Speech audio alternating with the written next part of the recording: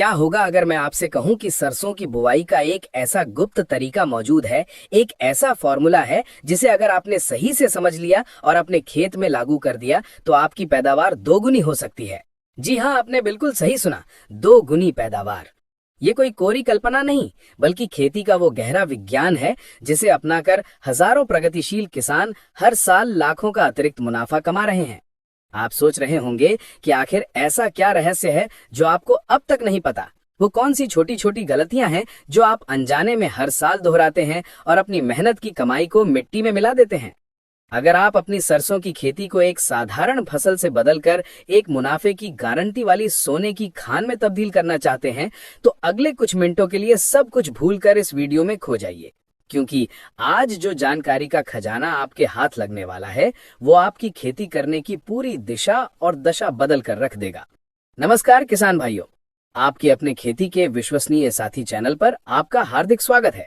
आज हम सिर्फ सरसों की बुआई की बात नहीं करेंगे, हम उस वैज्ञानिक और प्रमाणित फॉर्मूले को परत दर परत खोलेंगे जो आपकी उपज को नई ऊंचाइयों पर ले जाएगा। लेकिन इस गुप्त फॉर्मूले की गहराइयों में उतरने से पहले मैं आपसे एक बहुत ही महत्वपूर्ण सवाल पूछना चाहता हूं। आप जब सरसों की बुआई के लिए खेत तैयार करते हैं तो बुआई से ठीक पहले डीएपी, एनपीके या सिंगल सुपर फॉस्फेट में से कौन सी खाद का इस्तेमाल सबसे ज्यादा करते हैं? नीचे कमेंट सेक्शन में हमें अपनी पसंदीदा खाद का नाम जरूर बताएं। आपके जवाब हमें यह समझने में मदद करेंगे कि जमीनी स्तर पर हमारे किसान भाई किन खादों पर सबसे ज्यादा भरोसा करते हैं।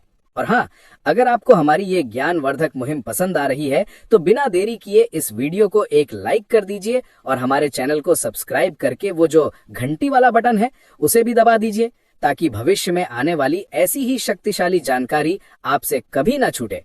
तो चलिए अब उस सीक्रेट फॉर्मूले का पहला और सबसे महत्वपूर्ण अध्याय शुरू करते हैं, और वो है बुआई से पहले खेत और मिट्टी को एक विजेता की तरह तैयार करना। अक्सर किसान भाई खरीफ की फसल कटते ही जल्दबाजी में 2-3 जुताई करके सरसों बो देते हैं। यहीं पर होती है पहली और सबसे बड़ी चूक। पैदावार बढ़ाने की नींव फसल बोने से भी कई दिन पहले रखी जाती है। जैसे ही आपकी खरीफ की फसल कटे और खेत में पर्याप्त नमी हो, सबसे पहला काम है मिट्टी पलटने वाले हल से एक गहरी जुताई करना। ये साधारण जुताई नहीं है, ये आपकी जमीन का कायाकल्प है। जब आप गहरी जुताई करते हैं तो मिट्टी की निचली परतें ऊपर आ जाती हैं और ऊपर की परतें नीचे चली जाती हैं। इससे मिट्टी में हवा का संचार बढ़ता है, पानी सोखने की क्षमता में जबरदस्त इजाफा होता है और सबसे बड़ा फायदा ये होता है कि जमीन के अंदर छिपे हुए हानिकारक कीड़ों के अंडे, उनके लार्वा और बीमारियों को फैलाने वाले फंगस के बीजाणु सतह पर आ जाते हैं। जब इन पर तेज धूप पड़ती है तो ये प्राकृतिक रूप से ही नष्ट हो जाते हैं। यह आपकी फसल के लिए एक ऐसा सुरक्षा कवच तैयार करता है जिसके लिए बाद में आपको हजारों रुपए की कीटनाशक और फफूंदनाशक दवाइयों पर खर्च नहीं करना पड़ता। गहरी जुताई के बाद खेत को कुछ दिनों के लिए खुला छोड़ दें और फिर 2 से 3 जुताई कल्टीवेटर या रोटावेटर से करें। हर जुताई के बाद पाटा लगाना अनिवार्य है। पाटा लगाने को कभी भी एक मामूली काम मत समझिए। ये आपके खेत को समतल करता है, जिससे सिंचाई का पानी पूरे खेत में एक समान रूप से फैलता है। कहीं पर पानी भरता नहीं है और कहीं पर सूखा नहीं रहता। साथ ही ये मिट्टी के ढेलों को तोड़कर उसे भुरभुरा बनाता है और मिट्टी की ऊपरी सतह पर एक महीन परत बना देता है, जिससे खेत की नमी लंबे समय तक सुरक्षित रहती है और अंकुरण के लिए एक आदर्श बिस्तर तैयार होता है। एक अच्छी तरह से तैयार, भुरभुरा और समतल खेत ही एक बम्पर फसल का पहला संकेत होता है। अब आते हैं उस सवाल पर जो हर किसान के मन में होता है, बुआई से पहले कौन सा खाद डालें और कितना डालें। यहीं पर हमारा सीक्रेट फॉर्मूला काम करना शुरू करता है। सरसों एक तिलहनी फसल है, यानी इसका मुख्य उत्पाद तेल है, और पौधों में तेल की मात्रा बढ़ाने के लिए जिस एक तत्व की सबसे ज्यादा जरूरत होती है वो है सल्फर यानी गंधक। आप इसे सरसों की फसल का प्रोटीन पाउडर समझ सकते हैं। अगर आपकी जमीन में सल्फर की कमी है तो आप चाहे दुनिया की सबसे अच्छी खाद डाल दें, आपको कभी भी मोटे, वजनदार और तेल से भरपूर दाने नहीं मिलेंगे। इसलिए खेत की अंतिम जुताई के समय आपको बेसल डोज यानी बुआई से पहले दी जाने वाली खाद का प्रबंधन बहुत ही वैज्ञानिक तरीके से करना होगा। 1 एकड़ सिंचित क्षेत्र के लिए आपको लगभग 35 से 40 किलोग्राम नाइट्रोजन, 20 से 25 किलोग्राम फास्फोरस, 15 किलोग्राम पोटाश और सबसे जरूरी 10 से 15 किलोग्राम सल्फर की आवश्यकता होती है। इस जरूरत को पूरा करने का सबसे अच्छा तरीका यह है कि आप अंतिम जुताई के समय प्रति एकड़ के हिसाब से लगभग 50 किलोग्राम डीएपी या अगर आपकी जमीन में सल्फर की कमी ज्यादा है तो 100 से 120 किलोग्राम एसएसपी यानी सिंगल सुपर फॉस्फेट का प्रयोग करें। डीएपी में फास्फोरस के साथ नाइट्रोजन भी मिल जाती है, जबकि एसएसपी में फास्फोरस के साथ साथ कैल्शियम और सल्फर का भी एक बड़ा हिस्सा होता है, जो इसे सरसों के लिए एक बेहतरीन विकल्प बनाता है। इसके साथ आपको 25 से 30 किलोग्राम एमओपी यानी म्यूरेट ऑफ पोटाश भी मिलाना है। पोटाश आपके पौधे को मजबूती देता है, उसे बीमारियों से लड़ने की ताकत देता है और दानों में चमक पैदा करता है। और जैसा कि हमने बताया, सल्फर का महत्व सबसे अधिक है।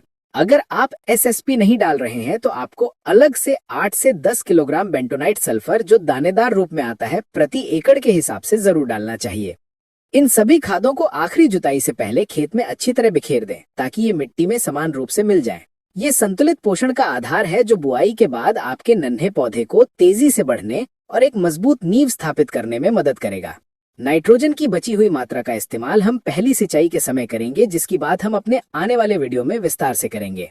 खेत तैयार है, खाद का प्रबंधन हो चुका है। अब आता है सबसे निर्णायक चरण, बीज का चुनाव और उसका अमृत स्नान यानी बीजोपचार। किसान भाइयों, बीज आपकी फसल का भविष्य है। अगर बीज कमजोर या गलत चुन लिया तो आपकी सारी मेहनत पर पानी फिर सकता है। हमेशा अपने क्षेत्र की जलवायु और मिट्टी के अनुकूल, प्रमाणित और उच्च उत्पादन क्षमता वाली हाइब्रिड किस्मों का ही चुनाव करें। किस्में जैसे कि पायनियर की 45S46, बायर की 52222 या एडवांटा की 414, ये कुछ ऐसी प्रसिद्ध किस्में हैं जो लगातार अच्छा प्रदर्शन कर रही हैं। बीज खरीदने के बाद उसे सीधे खेत में बो देना एक बहुत बड़ी गलती है। हमें उस बीज को एक ऐसा अभेद्य कवच पहनाना है जो उसे मिट्टी के अंदर के दुश्मनों से बचा सके। इस प्रक्रिया को बीजोपचार कहते हैं। बीजोपचार के 3 चरण होते हैं। सबसे पहले हम बीज को फफूंद नाशक से उपचारित करेंगे। मिट्टी में कई तरह की फंगस होती हैं जो बीज के अंकुरण को रोक सकती हैं या छोटे पौधे में जड़ गलन और तना गलन जैसी बीमारियां पैदा कर सकती हैं। इससे बचने के लिए आप प्रति किलोग्राम बीज के लिए 2 ग्राम कार्बनडाजिम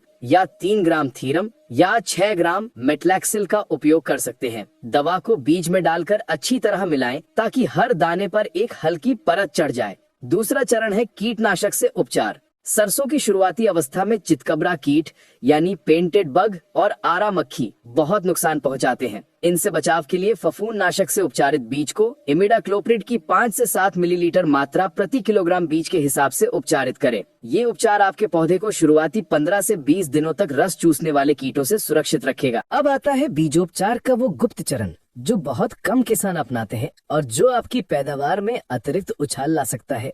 जैविक उपचार।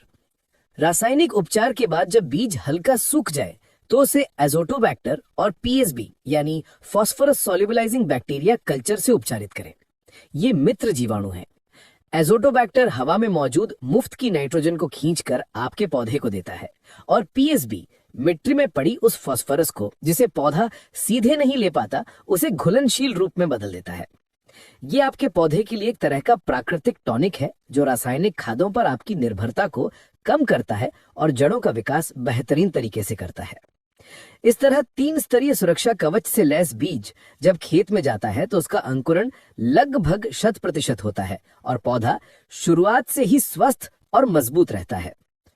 फॉर्मूले के सभी महत्वपूर्ण पड़ाव पार करने के बाद अब हम अंतिम चरण पर हैं, बुआई का वैज्ञानिक तरीका। बुआई का सही समय, सही विधि और सही गहराई, ये तीनों मिलकर आपकी सफलता को सुनिश्चित करते हैं। सरसों की बुआई का सबसे उत्तम समय अक्टूबर का पहला पखवाड़ा यानी 5 अक्टूबर से लेकर 25 अक्टूबर के बीच माना जाता है। इस समय तापमान अंकुरण के लिए सबसे अनुकूल होता है। अगेती बुआई करने से फसल पर बीमारियों का प्रकोप बढ़ सकता है और ज्यादा पछेती बुआई करने से माहू या चेम्पा के आक्रमण की संभावना बढ़ जाती है और दाने भी सही से नहीं भर पाते। बुआई के तरीके में ही पैदावार का एक और बड़ा रहस्य छिपा है। आज भी ज्यादातर किसान भाई छिटकावा विधि से बुआई करते हैं, जो कि एक बहुत ही अवैज्ञानिक तरीका है। इसमें बीज कहीं ज्यादा गिरता है तो कहीं कम, जिससे पौधों की दूरी अनियमित रहती है और निराई गुड़ाई जैसे कामों में भी दिक्कत आती है। पैदावार को बढ़ाने के लिए आपको ये आदत छोड़कर कतार में बुआई करने की विधि को अपनाना होगा। इसके लिए सीड ड्रिल मशीन का प्रयोग सबसे उत्तम है। सीड ड्रिल से बुआई करने पर बीज और खाद दोनों एक साथ सही गहराई और सही दूरी पर पड़ते हैं। कतार से कतार की दूरी 45 सेंटीमीटर यानी लगभग 1.5 फीट और पौधे से पौधे की दूरी 15 से 20 सेंटीमीटर रखनी चाहिए। बीज को 4 से 5 सेंटीमीटर से ज्यादा गहरा न बोएं।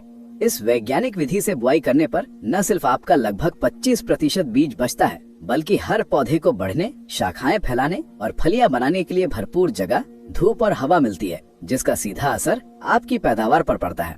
एक समान दूरी पर उगे हुए स्वस्थ पौधे ही एक लहलहाती और बम्पर फसल की निशानी होते हैं। तो किसान भाइयों, ये है सरसों की बुआई का वो संपूर्ण और अचूक फॉर्मूला, जिसे अगर आपने अक्षरशः अपना लिया तो यकीन मानिए इस साल आपके खेत में सरसों की पैदावार के पिछले सारे रिकॉर्ड टूट जाएंगे।